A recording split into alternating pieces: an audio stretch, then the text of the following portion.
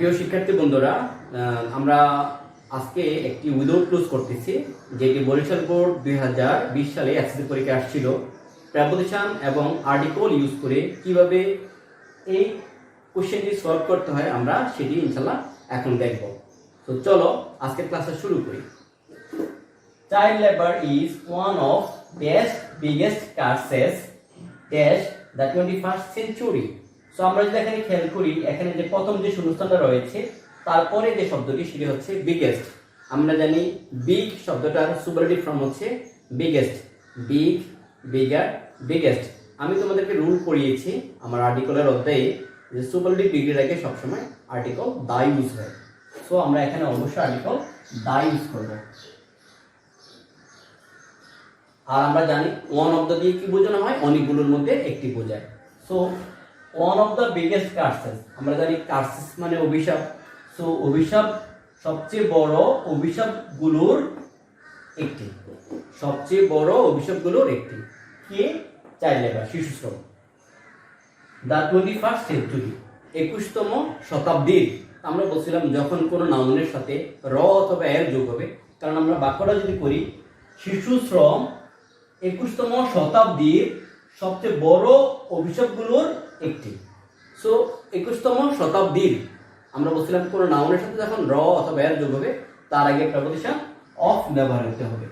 এছাড়াও আমরা আরো একটি রুল পড়েছি, আমরা যদি এখানে খেয়াল করি বিগেস্ট হচ্ছে অ্যাডজেক্টিভ।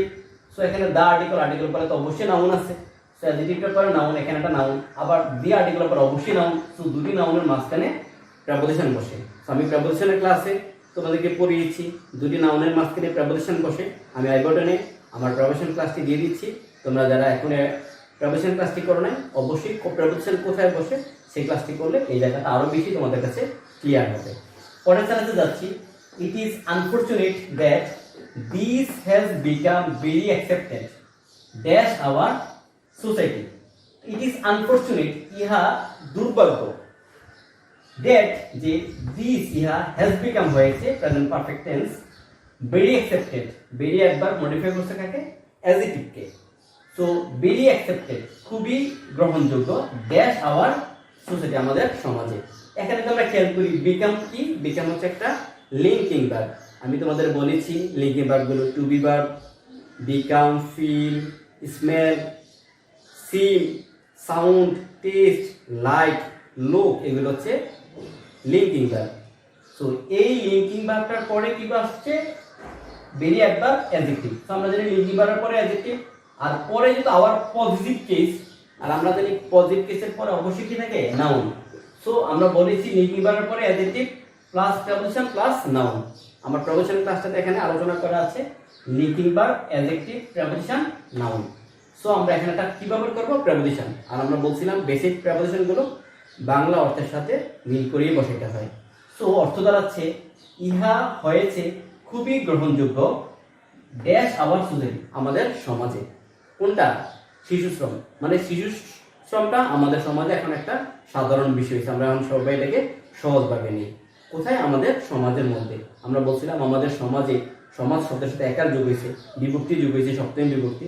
আর যেহেতু সমাজের মধ্যে বুঝেছে তাহলে আমরা অবশ্যই প্রেপোজিশন ইন ব্যবহার করবো, in our society.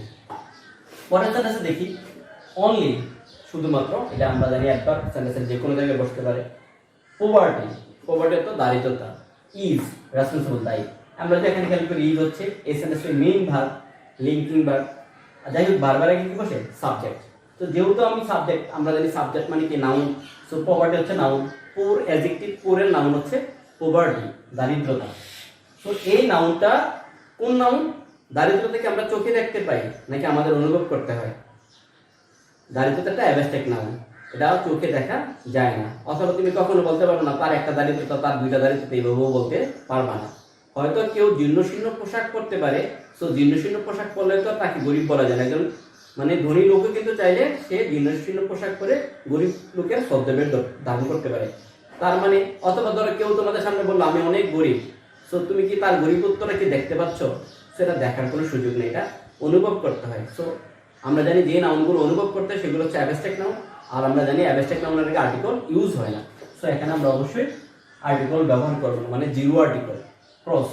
So only poverty, শুধুমাত্র দারিদ্রতা ইজ রেসপন্সিবল, দায়ী ড্যাশ দিস।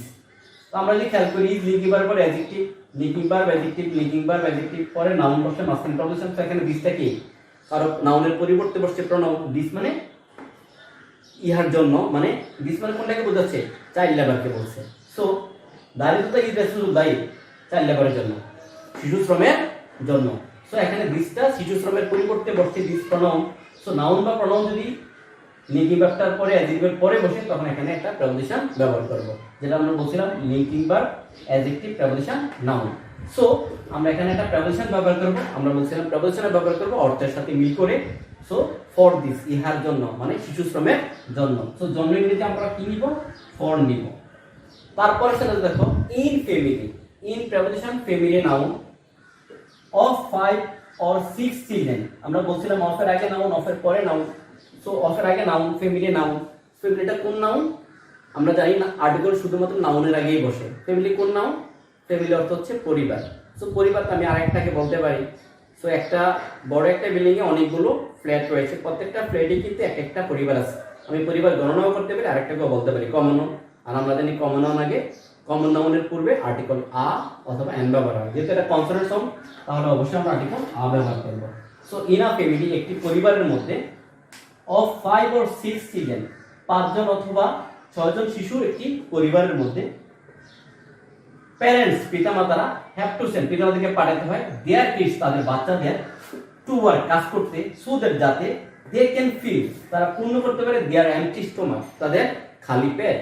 সো এখানে যারা গরিব তারাই তো তাদের ওই পিতামাতারাই তো যেসব পরিবারে, যেসব পিতামাতা গরিব এবং যেই পরিবারগুলোতে 5 জন বা 6 জন শিশু আছে, তারাও কোন পিতামাতাগুলো পাঠায়, সব পিতামাতারা কি তাদের সন্তানকে পাঠায় না। প্রথমত ওই পরিবারটা গরিব হতে হবে এবং দেখা যাচ্ছে ওই পরিবারে বিশেষ করে যখন 5-6 জন শিশু থাকে তখনই তারা বাধ্য হয়ে তাদের সন্তানদেরকে কাজ করতে পাঠায়। সো এখানে পিতামাতারা কোনগুলো ফিক্সড হয়ে গেল, ওই পিতামাতাগুলো যেই পিতামাতা গরিব এবং যেই পিতামাতার ঘরে 5 থেকে 6 জন সন্তান রয়েছে। সো এখানে যদি ফিক্সড হয়েছে, আমরা বলছিলাম কমন নাউনটা যখন ফিক্সড হয়ে যায়, পিতামাতা আমরা বলতে পারি, যেমন আমার পিতামাতাকে আমি পিতামাতা বলি, তোমার পিতামাতাকে তুমি পিতামাতা বলো, তোমার বন্ধুর পিতামাতাকে সেটাও পিতামাতা। সো আরেকটাকে বলা যায় এবং সেটা কি ফিক্সড হয়ে গেছে। আমরা বলছিলাম কমন নাউন যখন ফিক্সড হয়ে যাবে তখন তার আগে দা বসবে, আর ন্যাচারালি কমন নাউন যখন প্লুরাল হয়ে যাবে তখন তার আগে আর্টিকেল বলবে না, তবে ফিক্সড হইলে বলবে, সেটাকে আমরা বলছিলাম ডিফাইনিং দ্য, কমন নাউন যদি নির্দিষ্ট হয়ে যায়।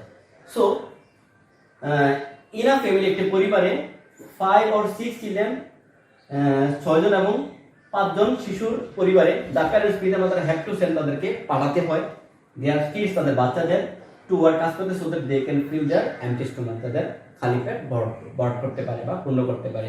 দিস পুর অ্যান্ড হেল্পলেস চিলড্রেন, এখানে খেয়াল করো পুর অ্যাডজেক্টিভ, হেল্পলেস অ্যাডজেক্টিভ, দুইটা অ্যাডজেক্টিভ মডিফাই করছে কি দিয়ে, এন্ড দিয়ে। আমরা বলছিলাম এন্ড দ্বারা, এন্ড বা ডট দ্বারা দুইটা সমজাতীয় পার্টস অফ স্পিচকে যোগ করে, হয় দুইটা নাউনকে অথবা দুইটা অ্যাডজেক্টিভকে অথবা দুইটা ভার্বকে অথবা আমরা দুইটা ক্লজকে যুক্ত করতে দেখি। তো এখানে দেখো দিস পুর, এই গরিব, এন্ড হেল্পলেস। দেখো এন্ডের আগে পুর শব্দটা অ্যাডজেক্টিভ, এটা নেগেটিভ শব্দ বোঝাচ্ছে গরিব, আবার এখানে বলছে হেল্পলেস হর্ষ, এটাও নেগেটিভ, অর্থাৎ দুইটা নেগেটিভ শব্দ যোগ করছে এন্ড। এটা যদি নেগেটিভ শব্দ সো এটাও নেগেটিভ, এটা যদি পজিটিভ হইতো তাহলে এটাও পজিটিভ হইতো। যাই হোক, দিস পুর অ্যান্ড হেল্পলেস চিলড্রেন, এই যে গরিব এবং অসহায় শিশুরা আর রিওয়ার্ডেড, তাদেরকে পুরস্কার দেওয়া হয়, মানে অর্থাৎ এখানে পুরস্কার বলতে তাদের মানে তাদের জন্য যে নির্ধারণ করা হয়ে থাকে সেই জিনিসটাকে বোঝাচ্ছে। আর রিওয়ার্ডেড অর্থাৎ তারা প্রাপ্ত হয়, গরিবরা এবং অসহায় শিশুরা প্রাপ্ত হয়, কি প্রাপ্ত হয়, অল কাইন্ডস অফ পিপল, সকল ধরনের অবহেলা। এখানে যদি খেয়াল করি আর লিঙ্কিং ভার্ব, অক্সিলারি ভার্ব, আর রিওয়ার্ড হচ্ছে ভার্বের পাস্ট পার্টিসিপল। সো এটা প্যাসিভ ভয়েস। আমরা জানি সকল প্যাসিভ ভয়েসে অর্থাৎ বিবার পরে ভার্বের ক্রি, ট্যানজিটিভ ভার্বের ক্রি হলে প্রেপোজিশন প্লাস নাউন বলবে। সো এখানে একটা প্রেপোজিশন প্লাস নাউন, তাহলে অর্থ দাঁড়াচ্ছে অসহায় এবং গরিব শিশুরা আর রিওয়ার্ডেড, প্রাপ্ত হয় বা পুরস্কৃত হয় with all kinds of people, সকল ধরনের অবহেলার দ্বারা, সকল ধরনের অবহেলার দ্বারা তারা কি পায়, তাদের রিওয়ার্ডটা পায় গরিব হওয়ার কারণে। আসলে তো এখানে দ্বারা বুঝে আমরা কি বলছিলাম, যখন দ্বারা বুঝাবে তখন উইথ অথবা বাই। ছোট প্রভাবের ক্ষেত্রে আমরা উইথ ব্যবহার করি, আর বড় প্রভাবের ক্ষেত্রে কোনো কিছু মাইরা ফেলার ক্ষেত্রে বা স্পর্শের ক্ষেত্রে আমরা বাই ব্যবহার করি। সো এখানে একটা অবশ্যই উইথ আসবে। So with all kinds of people, সকল ধরনের অবহেলার দ্বারা। যদিও দে ওয়ার্ক, তারা কাজ করে হার্ড, কঠোর, অল ডে লং, সারাদিন। যদিও তারা সারাদিন কঠোর কাজ করে, তারপরে কিন্তু তারা সকল ধরনের অবহেলারই শিকার হয়।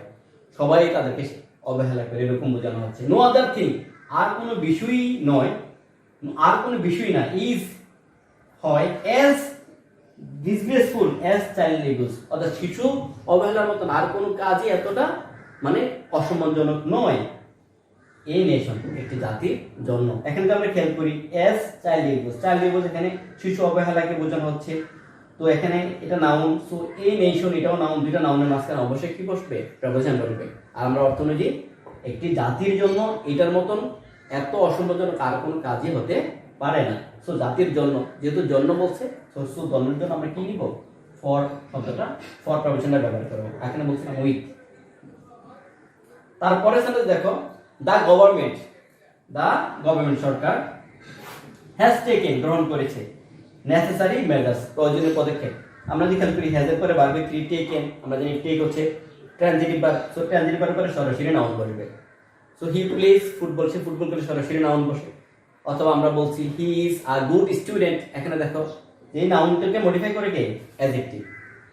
গুড স্টুডেন্ট, স্টুডেন্ট হচ্ছে নাউন আর গুড হচ্ছে অ্যাডজেক্টিভ। তাহলে আমরা কি অ্যাডজেক্টিভের পরে আর্টিকেল বসাই?